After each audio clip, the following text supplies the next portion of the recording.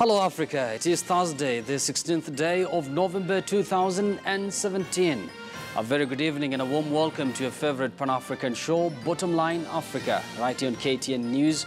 You're right in time for all the latest from Kenya, across the region as well as the continent. Once again, this is Bottomline Africa. We also have all the latest from Matebele land, that is Zimbabwe. But first things first, in the headlines tonight.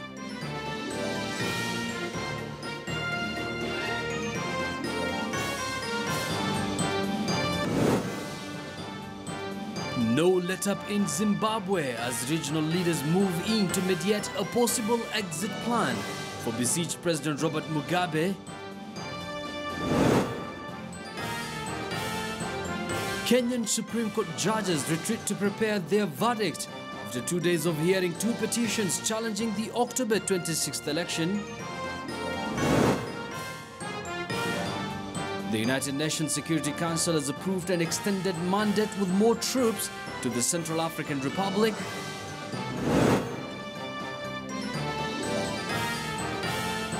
And tonight, how unequal distribution of resources has affected provision of health and infrastructure services in Kenya.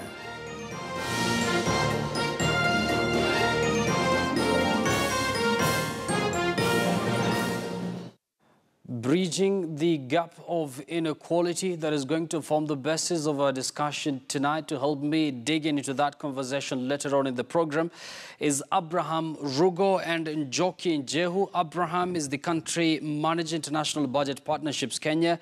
Njoki is the director, Daughters of Mumbi Global Resources Center. We're going to form or have that discussion later on in the program. There you go. They are on your screen. They're going to discuss with me that topic of discussion tonight. But on our Twitter poll tonight, we are asking you a totally different question. But with regards to what is happening in Zimbabwe, we are asking you, do you believe regional bodies like EAC, ECOWAS and SADC can resolve political disputes in member countries? Do you believe regional bodies including EAC, ECOWAS, as well as SADC, can resolve political disputes in member countries? We've also seen already South Africa has dispatched an envoy to Zimbabwe to mediate the talks there, as well as SADC. We'd like to hear your view. Remember, our Twitter handle is at KTN News. You can as well tweet me at Yusuf Ibra. Our hashtag is Bottomline Africa. Now, we begin with our top story, that is from Zimbabwe. And the political future of Zimbabwe is shrouded in uncertainty after the army moved in against Robert Mugabe with a 93-year-old under detention and seemingly losing grip on power after more than 30 years in charge of the southern African country. Now, talks between Mugabe and regional envoys have started in Harare. And there are reports that a possible exit arrangement for the president and his family is in the offing. Mugabe is reported to have traveled to State House from his residence in the northern suburb of Borodale, where he has been held under house arrest by the military since overnight on Tuesday. Now, the army takeover is an apparent attempt to block his wife's ascendance to the presidency, according to sources close to the president.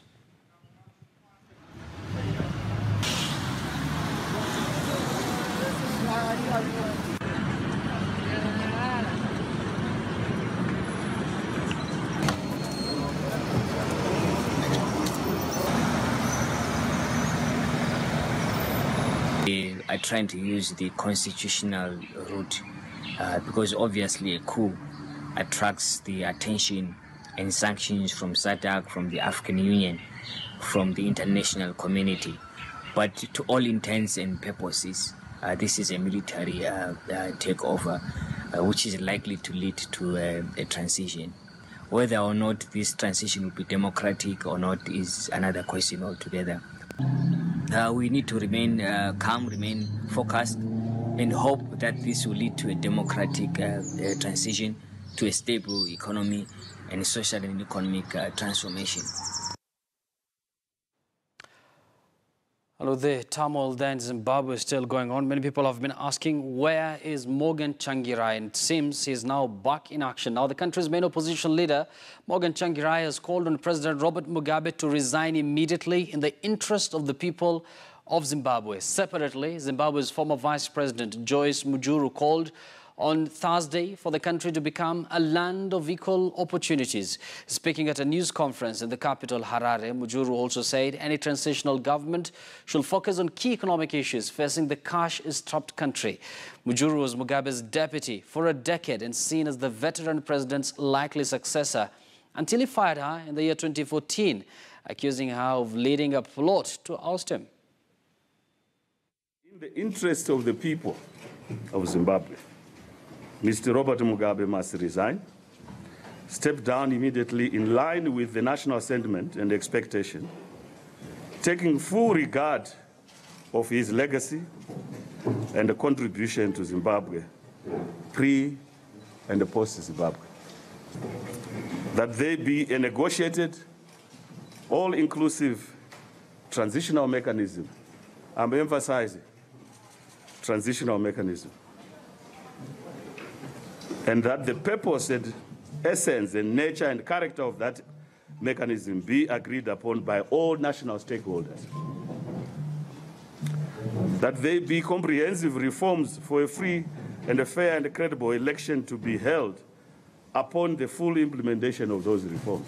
Zimbabwe should be a land of equal opportunities for all who call it home, not for few selected individuals or a group. There is no doubt that we are in need of transitional arrangement that should attend to key issues of economic recovery and electoral reform processes.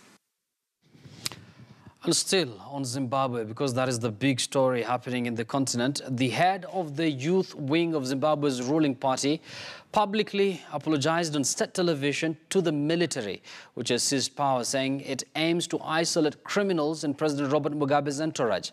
Now, Kuzai Chipanga, whose powerful ZANU-PF youth wing has been a strong supporter of Mugabe and his wife Grace, said he had voluntarily given a statement apologizing for demeaning Defense Forces Chief General Constantino Chiwenga.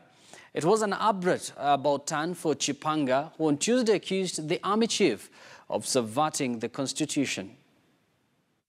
Public apology to the Commander, Defense Forces, General Constant Govea Chiwenga, Commander, Zimbabwe National Army, General Philip Valeros Banda, Commander, Air Force of Zimbabwe, Air Marshal Perence Shiri, the Generality of Zimbabwe Defense Forces, and the entire nation of Zimbabwe. We would like to apologize for the statement I had made yesterday at ZANU-PF headquarters together with my executive. I, as the leader of the Revolutionary Party's Youth League, I have reflected and personally admitted that I was ill-advised to read a statement which I and the Youth League had not originated, neither authored. General Constantino Chiwenga, the man at the center of this, something that has been referred to as a unique coup in Zimbabwe. Of course, the ZANU-PF youth leader, they're apologizing to him. Now, still on Zimbabwe, Zimbabwe's military has told regional leaders its move to seize power from President Robert Mugabe was not a coup. Now, head of the African Union Commission, Musa Faki Mahamat, on a visit to Washington, said he had not spoken to Mugabe. He added that the African Union is against any unconstitutional change of government. Take a look.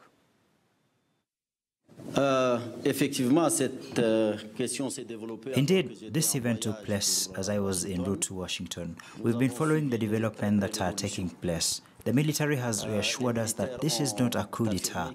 As you know, the African Union is against any unconstitutional change of government. This is a very fundamental principle of the African Union, and we systematically condemn any regime change by arms, whether it be military or rebellion. With this assurance, and it's one of the principles of the subsidiary, we have SADC, which is an economic development organization of South African state. SADC has issued a communique. SADC is headed by President Zuma, who has sent a delegation called the authority in Zimbabwe. We hope that this issue will be managed within a legal framework. We know there are problems within the ruling party on probably finding any eventual successor to President Mugabe. There are conflicts, and we hope this will be driven by bloodsheds. Nous avions, moi-même et le commissaire PSC. And still on Zimbabwe, there have been some sort of scanty information coming out of Harare actually since Tuesday. Reports why it was a military coup. Some said it wasn't a coup. At the end of it all, people started referring to that development in Zimbabwe as a unique coup. But at this hour, we've received official photographs from Zimbabwe, and we're going to bring it to you shortly on your screens. There you go. That is Robert Mugabe seemingly in talks with General Constantino there, together with the South African envoy who was sent there by President Jacob Zuma to mediate the two sides there in Zimbabwe. It will be interesting what will come out from that talks, because reports from Zimbabwe indicate that the army have called on the, elderly president there, Robert Mugabe, is now 93, to leave power and give room for a transitional government that will last for about 3 years, and therefore after that conduct an election that perhaps will see another individual taking over from Mugabe, who has now served that country for a record 37 years. That is close to 4 decades. Those are pictures there. Uncle Bob, as is commonly referred to, seemingly in a very good mood there with the army general, who has on several occasions, he's on record having said that what they've done there in Zimbabwe is not a military coup, despite getting a lot of criticism from, among others, the African Union, as you've just seen it. Now, still on the same Zimbabwe crisis, tension and uncertainty remain high in Harare after military takeover. Now, the United Nations Secretary General Antonio Guterres is now appealing for calm and restraint. This is what he had to say. Are a little bit confusing right now, and we're trying to get the details on this. The Secretary General has been monitoring the evolving situation in Zimbabwe. He appeals for calm, non-violence, and restraint. Preservation of fundamental rights, including freedom of speech and assembly, is of vital importance. The Secretary General stresses the importance of resolving political differences through peaceful means and dialogue, and in line with the country's constitution. In this context, he notes the efforts of the Southern African Development Community.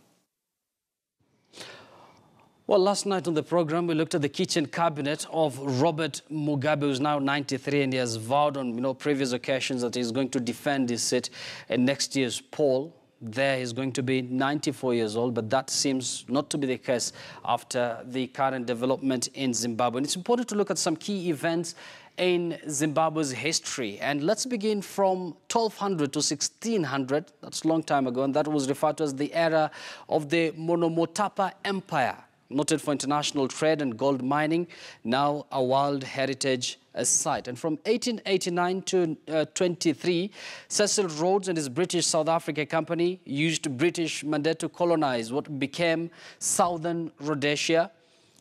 And right after that, actually a long time after that, in 1965, Prime Minister Ian Smith unilaterally declared independence from Britain under white minority rule, leading to international isolation. Fast forward to 1980, the golden year for Zimbabwe, and that is after the independence following lengthy guerrilla war, and ZANU party won elections in that year, and of course under the leadership of Robert Mugabe, and he became the prime minister. He is still the leader of Zimbabwe up until now. And from 1983 to 87, 20,000 people are thought to have been killed in Matabeleland by Mugabe's 5th Brigade during what was referred to as the Gakurahundi campaign. The violence ended following a unity accord when the ZANU party was absorbed into the renamed governing ZANU-PF party. That is still the ruling party up until now. And from the year 1998 to 2002, Zimbabwe intervened in civil war in the DR Congo there. Mugabe received a lot of praise then, and then over to millennium, that is the year 2000. Another controversial moment for Zimbabwe during their land redistribution, and that is when, most white farmers were forced off their land, because Mugabe then said that all the land in Zimbabwe belonged to black people. Over to 2002, and Commonwealth suspended Zimbabwe after the disputed presidential election. And many observers believe that is when the rain started beating Zimbabwe. Over to 2008, and the opposition leader, Morgan Tsvangirai, who has remained very silent, of course, he broke his silence today, He had defeated Mugabe then in the presidential election, but was forced to withdraw from a runoff after his supporters became the target of increased violence. Over to 2009, just a year after the election, Mugabe's ZANU-PF party lost the parliamentary majority after that election, forcing power-sharing deal with Tsvangirai's MDC party, which lasted until the year 2013. And since then, up until now, of course, fast forward to 2017, over to the current situation, which started off on Tuesday, I believe, where top army commander General Constantino Chiwenga warned of possible military intervention in the wake of factional fighting within the ruling ZANU-PF party. And this followed the development there where the president himself, Robert Mugabe, fired his deputy. Reports were arrived that he might have replaced the fired deputy with his own wife, Grace Mugabe. And that is just a bit of timeline on the politics of Zimbabwe. Now, let's bring you back to Kenya here, and the Supreme Court will on Monday deliver its judgment on the petition seeking the annulment of the October 26th repeat presidential election. Now, the court this evening concluded the hearing of the two petitions, with Uhuru Kenyatta's lawyers and Attorney General Professor Githu Muigai defending the move by the IEBC not to conduct fresh nominations. They also dismissed the withdrawal of NASA's flag bearer Raila Odinga from the presidential race as insignificant. When you stayed in your house or made a conscious choice not to vote, and you are entitled to, my lord, you cannot question the consequences of a process you did not participate. It becomes a purely academic exercise. Nowhere in the Constitution is there a provision that under Article 140 sub-Article 3, nominations are required. No evidence of any person who did not vote because of the violence or intimidation has been presented. So does the alleged withdrawal of a candidate in a manner, in a procedure not known to law affect the subsequent election? The answer is no. The election that was conducted on 26th was a national presidential election and not a presidential by-election, where it is possible to rule out certain parts of the country. Of course, those are just some of the highlights from the highest court in the land, that is in Kenya, that is the Supreme Court of Kenya, and they're supposed to give their final verdict by Monday next week. Now, East African community economies experienced modest annual growth rate of about 5% in the period of 2005 to 2013, and the rate driven mainly by the services and the agricultural sectors. Now, the region, through the second East African Business and Entrepreneurs Conference held in Dar es Salaam, Tanzania, seeks a way to shift EAC's agricultural sector from subsistence agriculture to commercial agriculture. Participants called for the transformation of East Africa from subsistence to commercial agriculture. They also urged technology transfer to rural areas and access to market of agricultural products within the region.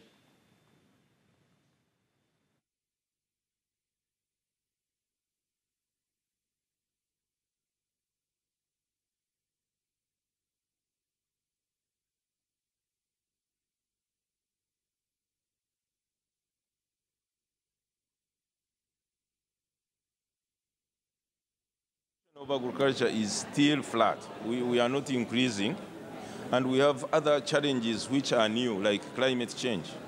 We get a lot of floods, we get a lot of dry spells. These affect even the status quo which we had in our agriculture. So we need mitigation measures to really put in place, and if we are going to experience floods, how are we going to get out of it? Agriculture cannot solve its own problems alone. We need infrastructure. We need tax policy decisions. We need interregional policies that will enhance productivity and make young people use technology to do farming. Nowadays, you can do farming from your house. Make it sexy for the people. Make it nice for the young people to go into farming. Why do I say the young people? Because that's where the employment will come. 60 to 80% of the employment in the African countries will come from the land production. Over to the situation in the troubled Central African Republic, and the United Nations Security Council on Wednesday unanimously agreed to beef up the UN mission in the Central African Republic with 900 extra troops and step up measures to prevent sex abuse by peacekeepers. Now the Council voted 15-0 to extend the mandate of the MINUSCA force for a year following negotiations between France, which drafted the resolution, and the United States, the biggest financial contributor to UN peacekeeping. Now, despite its repeated calls for cuts to peacekeeping, the United States agreed to a request for the 900 extra troops from UN Secretary General Antonio Guterres, who was warned of a risk of ethnic cleansing. Guterres argued that the MINUSCA force had reached its limit, struggling to cope with growing violence in the impoverished African country since late last year. De mieux lui permettre de remplir son mandat de protection des civils. I would like to once again thank the Secretary General, who in his customary wisdom called for an increase in MINUSCA troops, and you all complied with his request. The recent uptick in violence against civilian and United Nations peacekeepers came as a strong reminder that only a long-term development policy can break the cycle of fragility. Vient nous rappeler avec force. Now, African leaders are calling for extra support as the continent moves to assure its own security after years of Western interventions as they meet at a regional forum. Now, the annual Dakar International Forum on Peace and Security this year brings together the presidents of Mali, Rwanda and host Senegal, along with military officials and experts to discuss the continent's serious challenges in the sector. Now, Rwandan President Paul Kagame has called on African leaders to coordinate among each other to successfully address security problems. He said failure to coordinate internally has allowed insecurity to flourish in the continent. The forum was attended by the Senegalese President Macky Sall, Malian President Ibrahim Boubacar Keïta, Chadian Prime Minister Albert Bahimi Padake, and the African Union Commission Chairperson Moussa Faki Mohamed. International de Dakar sur la paix et la sécurité. Excellence de chacun. Nous venons de franchir un pas important au sein de l'UEMOA où la réponse. The military retaliation must be united and globally in order to leave the terrorists no sanctuary. The challenges linked to terrorism and organized crime cannot be dealt in the long term with solely military and security approach. These problems are often the result of deeper issues, mixing governing failures and marginalization, violation of human rights and other factors. I will do all I can until my last breath to provide my country with the adequate means to defend itself given the level of threats it faces. But I cannot do it alone. I am fully aware of the limitations of our resources. If we allow others to bear the burden and to define our challenges for us and take responsibility for addressing those problems on our behalf, we have only ourselves to blame. Of course, that report from Senegal takes us to a very short break right here on Bottomline Africa. But when we come back, we'll have that studio discussion that I promised you earlier, and that has everything to do with the need to address the huge gap of inequality in Africa as a continent. What needs to be done to bridge this yawning gap between the rich and the poor? Joining me in studio later is Abraham Rugo and Joaquin Jehu. Abraham is a country manager, International Budget Partnership Kenya, and Joaquin is the director, Daughters of Mumbi Global Resources Center. I'm sure it's a discussion you don't want to miss. We'll take a very short break. We'll be right back. Don't go too fast. Tell us.